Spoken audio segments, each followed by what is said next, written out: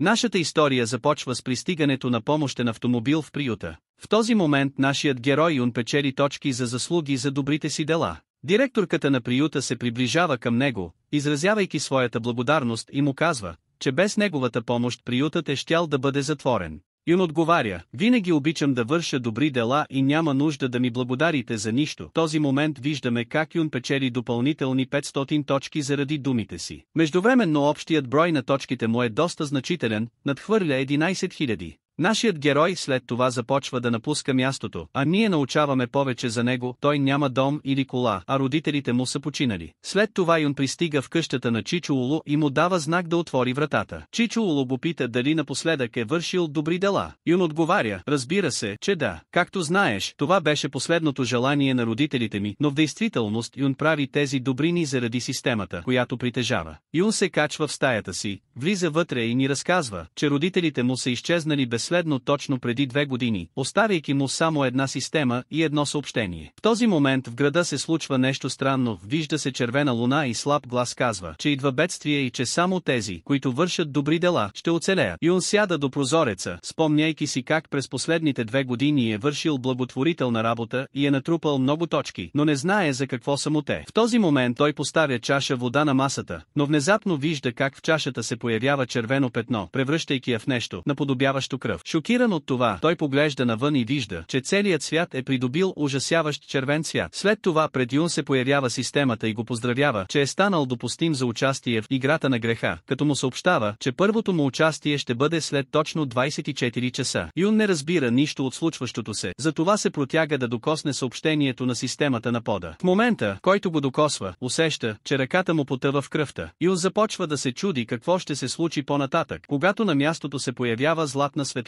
Той се обръща и вижда екрана на системата за заслуги. На този екран съобщение го информира, че системата вече се е сляла с играта на греха. Юн все още е объркан и е на ръба на лудостта от всичко, което се случва. Опитва се да се успокои и мисли да се откаже от играта и да сложи край на всичко това, но за съжаление системата игнорира желанието му да се откаже и го информира, че сега ще му бъде създаден акаунт в играта. Наистина, акаунтът е създаден и обратното броене започва. Юн си казва: изглежда, че нямам друг избор, освен да участвам в играта. За да разбере повече за ситуацията, той изважда мобилния си телефон и търси информация за играта на греха. В този момент се появява съобщение, че ако е получил покана за играта, трябва незабавно да влезе в уебсайта, а ако е чул за нея от някого, трябва да се свърже с този човек. Юн започва да осъзнава ситуацията, разбирайки, че тази игра съществува от известно време, след като има официален уебсайт. Той започва да разглежда наличната информация на сайта и открива, че играта е изключително логични явления, които нямат научно обяснение. Открива и бележки, които се казва, че трябва да се опитва да остане възможно най-сигурен и че трябва да изпълни всяка получена задача. Успешното завършване на задачите ще му донесе мощни съкровища и награди, но провалът ще доведе до сериозни последици.